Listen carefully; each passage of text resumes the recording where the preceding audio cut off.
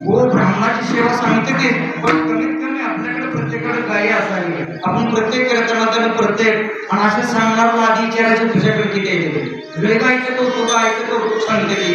त्याला विचारायचं तू आहे ना सगळं तुका तुझ्या दारात किती गाय आहे ते आहे का नाही.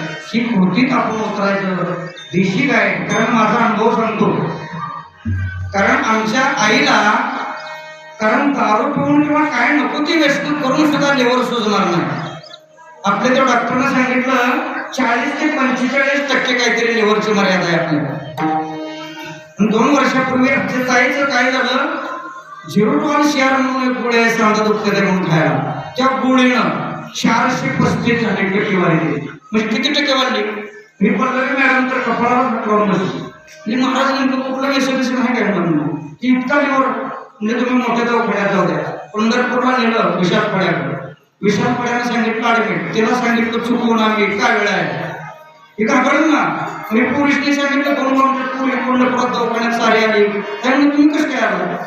ती बघितलं वातावरण म्हणजे डॉक्टरांना ऍडमिट करा. हे काय राहणार मी म्हणले याचा पाला किती कुठं बसूच खाती काय वेळ झाले घाबरून जर काय झालंच तरी किती म्हणलं त्या 4 दिवसाच्या गोळ्या. इंदापूरच्या डॉक्टरला फोन केला, श्रेणीक श्याम म्हणून आहे सर्जन.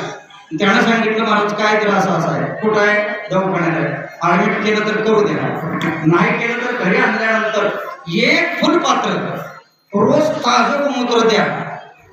आणि तीच नियम चालू. एका महिन्यात 0% आला.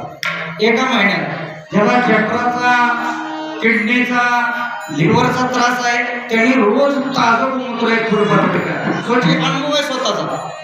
पुन्हा गोळी नाही काय नाही काय नाही आता व्यवस्थित आहे. म्हणून झालेली सेवा प्रत्येकाकडे गायी असावी ही माझा सांगण्याचा उद्देश आहे. कारण ती सर्व गुणानं संपन्न आहे. तिचं दूध चांगलं आहे. एक आई आणि दुसरी गाय.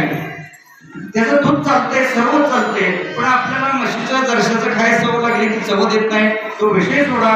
असेच आपले नवनवीन व्हिडिओ पाहण्यासाठी आपल्या चॅनलला लाईक करा, सबस्क्राईब करा, कमेंट करा आणि बाळूमामाची आरती प्रवचन सर्व व्हिडिओ रोज पाहण्यासाठी विसरू नका. बोला जय बाळूमामा, जय जय बाळूमामा.